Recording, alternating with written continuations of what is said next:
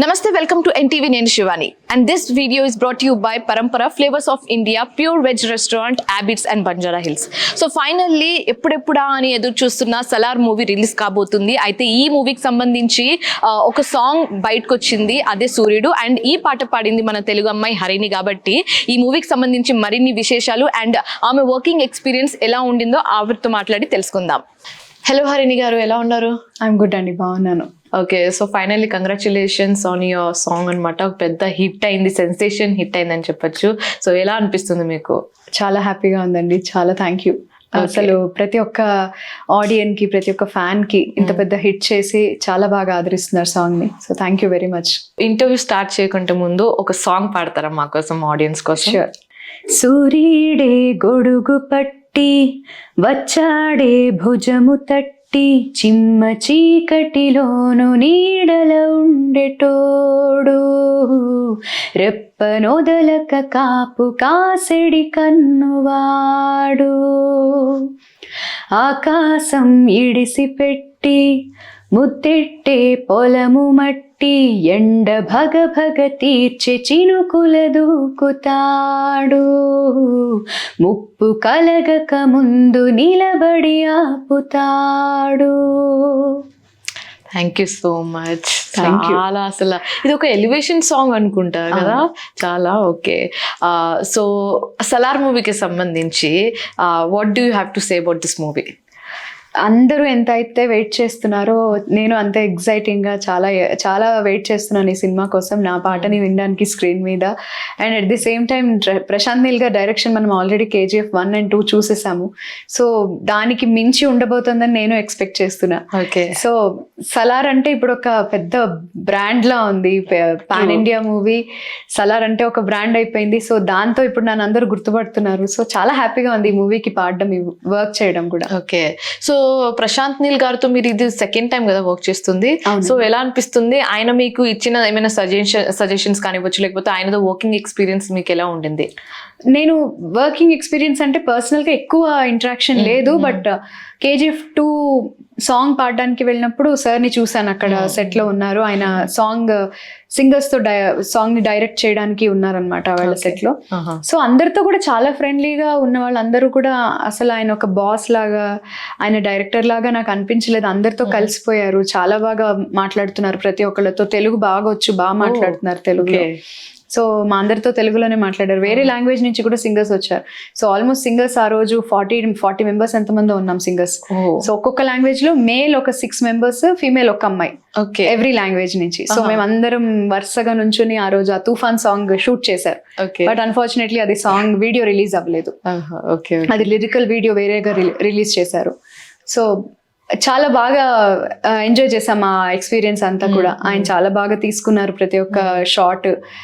నిజంగా డైరెక్టర్ లాగా అయితే అనిపించలేదు, ఏదో ఫ్రెండ్ ఆ సెట్ లో అందరితో కలిసిపోయి తిరుగుతున్నారు, ఈజీగా మింగిల్ అయిపోతున్నారు. చాలా బాగా అనిపించింది ఆయనతో వర్క్ చేయడం. మీతో మాట్లాడడం జరిగిందా? ఆయన ఏమైనా చెప్పడం జరిగిందా? నాతో డైరెక్ట్ గా మాట్లాడలేదు. బట్ ఆయన కావాల్సిన పాట ఎట్లా కావాలి ఏంటి అనేది రవి బస్రూర్ గారి ద్వారా నాకు చెప్పారనమాట. నాకు ఈ ఫీలే కావాలి, ఇలాగా కావాలి అని సార్ ద్వారా చెప్పారనమాట. So talking about music director Ravi Basrur గారి గురించి, ఆయనతో మీకు వర్కింగ్ ఎక్స్పీరియన్స్ ఎలా ఉండింది? బ్యూటిఫుల్ వర్కింగ్ ఎక్స్పీరియన్స్ అండి. ఆయన చాలా కంఫర్టబుల్ గా ఉంటుంది ఆయన దగ్గర పాడడము. ఇది వరకు వర్క్ చేసిన సాంగ్స్ అన్ని కూడా నేను ఆల్మోస్ట్ అన్ని ఇక్కడి నుంచే పాడాను, KGF తప్ప. KGF అక్కడికి వెళ్ళి పాడడం జరిగింది బస్రూర్కి. సో ఇక్కడి నుంచి పాడిన అన్ని పాటలు కూడా ఇన్పుట్స్ అన్ని కూడా చాలా ముందే చెప్పేసి ఆయనకి ఎలా కావాలో అలాగే పాడించుకుంటారు. అండ్ ఒకవేళ చిన్న తప్పు జరిగినా నేను అది అర్థం చేసుకోకుండా పాడినా కూడా పర్లేదు హరిణిజీ, ఇది కొంచెం నాకు అలా కావాలి జీ, అట్లాగే చాలా పాజిటివ్ గా మాట్లాడేవారు. సో ఫస్ట్ మీ మోడ్యులేషన్ లో పాడి మీకు తోచినట్టుగా పాడి, ఆ తర్వాత ఇంకా మళ్ళీ దాన్ని ఇంకేమైనా కరెక్షన్స్ చేసుకున్నా, లేకపోతే దాన్ని బాగా మోల్డ్ చేసుకోవడానికి ట్రై చేసేదాన్ని ఆయన చెప్పిన వాటితో.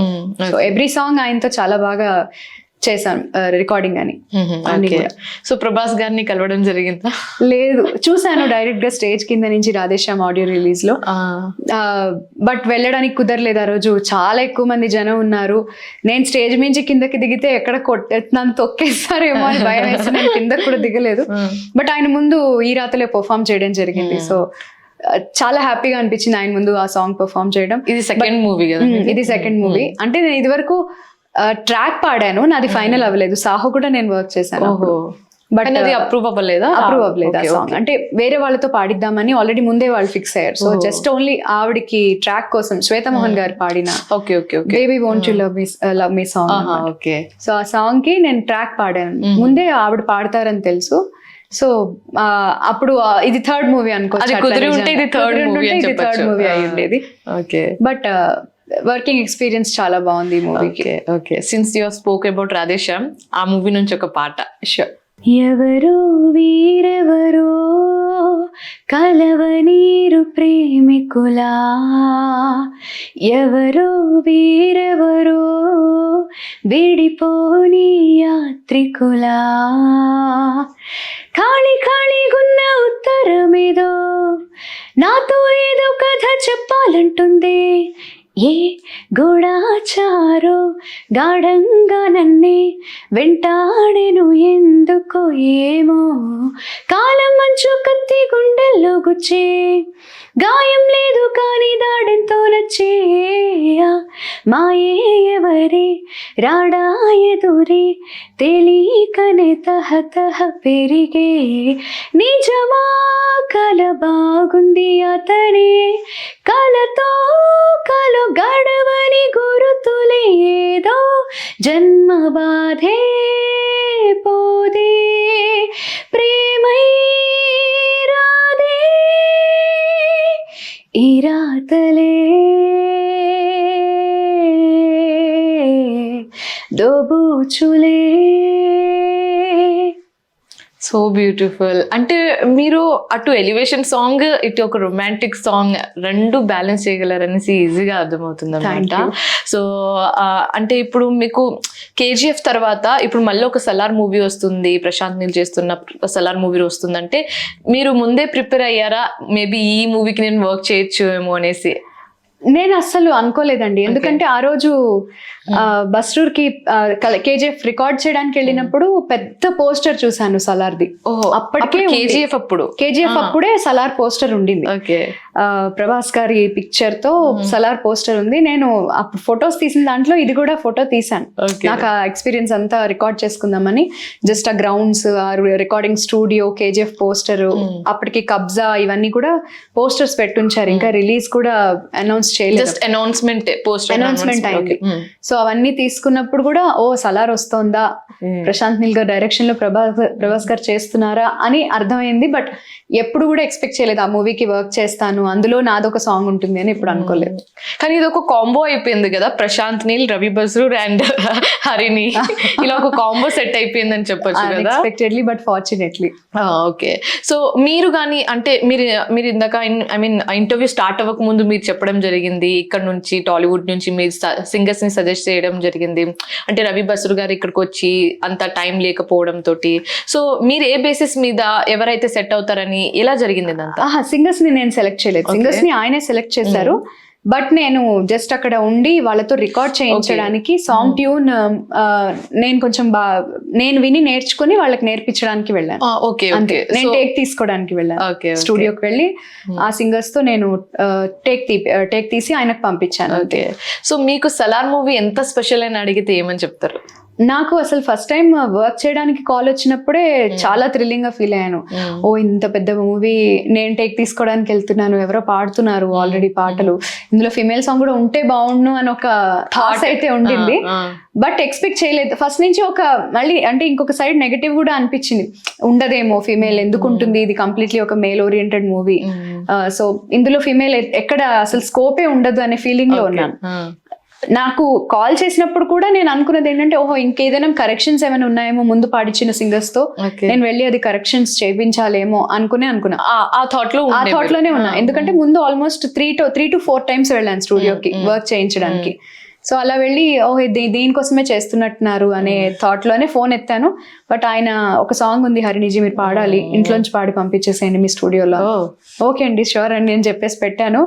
అసలు కాసేపటి దాకా నాకు అర్థం కాలేదు, అవునా నిజంగా నేను పాడాలా, తెలుగు పైగా అంటే వేరే లాంగ్వేజ్ కి ప్రిఫర్ చేస్తారు మేబీ, కానీ మెయిన్ స్ట్రీమ్ తెలుగులోనే రిలీజ్ అవుతుంది సినిమా, సో తెలుగుకే పాడమంటున్నారు అంటే ఓకే, నా మీద చాలా నమ్మకం ఉంది వీళ్ళకి, ఓకే నేను ఆ నమ్మకాన్ని నిలబెట్టుకోవాలి ఎలా అయినా చెప్పి కొంచెం నేను చాలా కష్టపడ్డాను ఈ పాటకి. Okay, so how was your families reaction? అంటే కేజీఎఫ్ నుంచి కానీ, అంటే మీరు ఇప్పటి వరకు పాడిన అన్ని సాంగ్స్ విన్న తర్వాత ఇప్పుడు ఈ సూర్యుడే సాంగ్ కి పట్ల హౌ వాజ్ దేర్ రియాక్షన్? అందరికి కూడా ఒక్కటే పాయింట్, లిరిక్ చాలా బాగుంది, బ్యూటిఫుల్ లిరిక్ తో కూడిన పాట, ఇంత మంచి పాట పాడడం చాలా హ్యాపీగా ఉంది. అండ్ మా ఫ్యామిలీ అందరూ కూడా చాలా హ్యాపీగా ఫీల్ అవుతున్నారు. పాట ఇంత సక్సెస్ అయింది, ఇన్నాళ్ళకి కష్టపడుతున్నాం ఇన్ని రోజుల నుంచి, ఒక మంచి హిట్ పడింది అనేసి అందరూ చాలా హ్యాపీగా ఫీల్ అవుతారు. సో ప్రొఫెషనల్లీ అయితే మిమ్మల్ని మేము చూస్తున్నాం, ఆ గ్రోత్ అనేది, ఆ గ్రాడ్యువల్ గ్రోత్ అనేది మేము చూస్తున్నాము. కానీ ఈ ప్రొఫెషనల్ ఎంత స్టేబుల్ గా ఉండాలి అంటే ఇక్కడ పర్సనల్ లైఫ్ కూడా అంతే స్టేబుల్ గా ఉండాలి. సో మీ ఫ్యామిలీ, మీ ఫ్రెండ్స్ సపోర్ట్ ఏ విధంగా ఉంటుంది మీకు? చాలా ఎక్కువ సపోర్ట్ అండి. అసలు నాకు ఎప్పుడు కూడా సపోర్ట్ లేదు అని నేను ఒక లెఫ్ట్ అవుట్ ఆ ఫీలింగే లేదు నాకు ఏ రోజు.